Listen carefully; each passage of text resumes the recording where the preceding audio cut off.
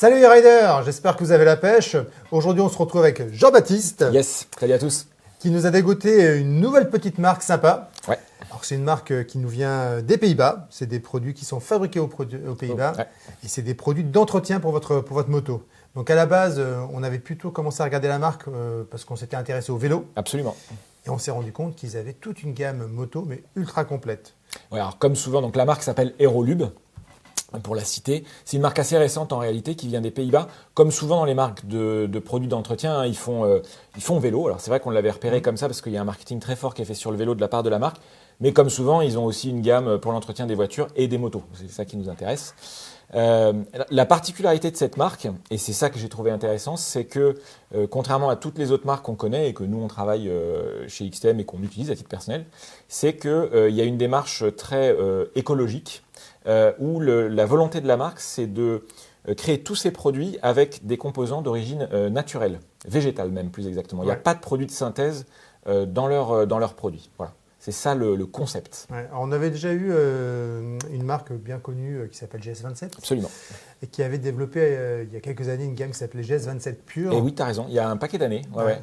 Mais ça n'avait pas fonctionné, alors c'était plus cher. Alors ça n'a pas marché chez nous, je ne sais pas si globalement ça a marché, mais c'est vrai que ça n'a pas eu un succès retentissant. La marque a été arrêtée, donc j'imagine que ça n'a pas dû fonctionner. Voilà, ils n'ont pas continué, donc on peut, je pense, faire cette déduction assez facilement. Après, ça n'a pas marché. Alors, il y a une question de timing, parce que ça a été fait peut-être à une époque où il y avait moins cette sensibilité sur la pollution, l'épuisement des ressources fossiles, etc. Il y a aussi un autre aspect, et là je le dis parce que c'est vraiment à l'avantage d'Aerolube, c'est que la gamme GS27 Pure, donc, ils avaient vraiment fait ça que sur quelques produits essentiels d'entretien. C'est-à-dire que sorti du dégraissant et du lubrifiant, il y avait quasiment rien. Alors que Aerolube, tu as vraiment une gamme très complète, tu as beaucoup de choses. Hein. Là, pour le coup, tu peux tout faire. Ah oui, c'est assez étonnant parce que ça va aussi bien de l'entretien de votre équipement, de votre cuir, de votre textile, jusqu'à l'entretien de la moto et même de la mécanique parce qu'on retrouve des produits qui vont vous aider effectivement à faire de la méca.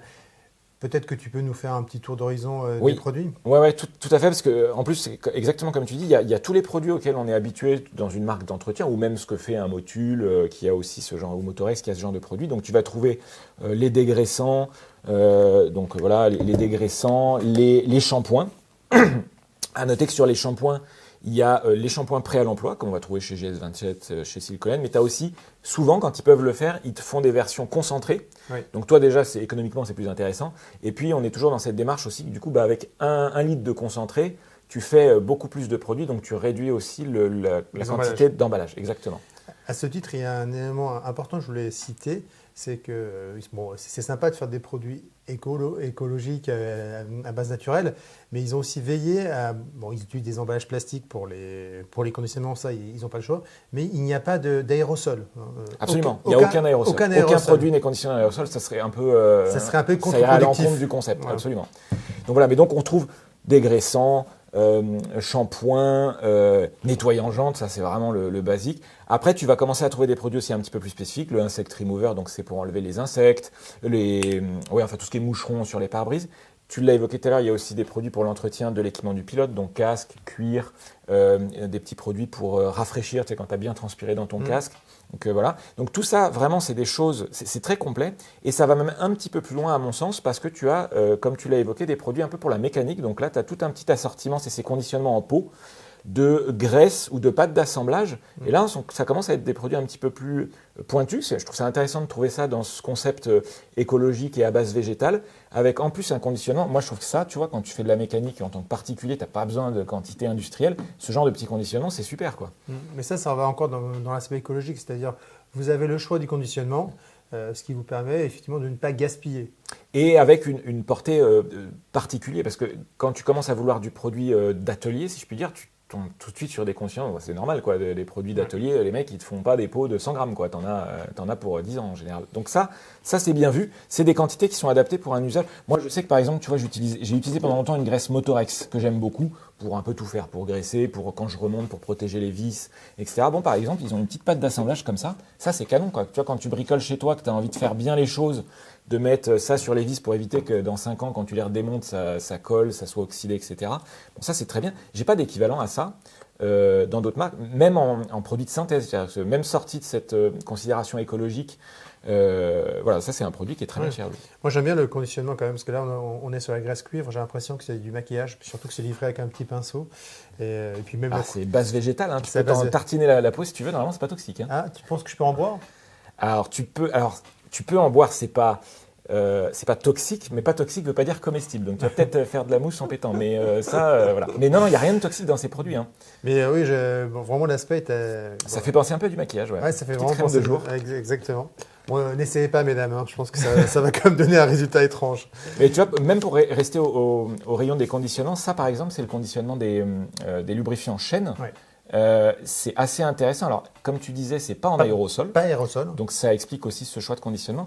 C'est un autre. Nous, on a tiqué avec Michel. C'est aussi pour partir en voyage. C'est top, quoi, parce que c'est super compact. Puis c'est vraiment je m'étais amusé à les ouvrir. C'est vraiment une graisse hyper fluide. En fait, à déposer directement sur les maillons. Ouais. Donc, une fois de plus, c'est pareil. On n'en met pas partout parce que… les sprays, tu en as toujours 30% qui sont gâchés dans la nature. Dans la nature. Ouais. Là, tu viens de les verser sur tes maillons, tu tournes au fur et à mesure. Tu sais, ça me fait penser à l'huile des Scott Oiler. Voilà, l'huile en moins fluide, mais c'est un peu comme l'huile des Scott Oiler. C'est une huile, quoi. Alors, c'est une huile, mais c'est… C'est beaucoup plus visqueux que celle du Scott Oiler. Moi, je me suis amusé, mais j'avais presque l'impression que c'était du miel. Tu sais, t'as la bulle. Michel a très envie de goûter les produits. Ouais, moi, fais gaffe, parce qu'avec la graisse, on aura d'autres idées. Bref, voilà, donc c'est une gamme qui est très riche, avec des conditionnements intelligents. Nous, on y a vu des intérêts fonctionnels, mais c'est aussi au service donc, de cette démarche écologique. Voilà. Alors, ce que je disais tout à l'heure sur la gamme GS27 Pure, elle était plus chère que la gamme standard chimique. Alors à l'époque, oui. Et c'est vrai que c'est souvent le handicap des produits éco, c'est souvent un petit peu plus cher que le standard. Et là, la bonne surprise? Eh bien, même pas. De ce qu'on constate pour l'instant, c'est qu'à produit équivalent, on est un petit peu moins cher.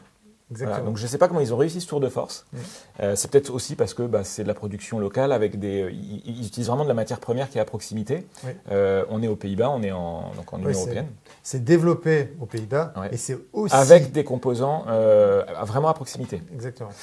On avait pris quelques exemples, mais par exemple un nettoyant jante qui va être à 8,95 chez Aerolube en 500 ml, tu es à la concurrence à 10 ou 14 pour le même volume.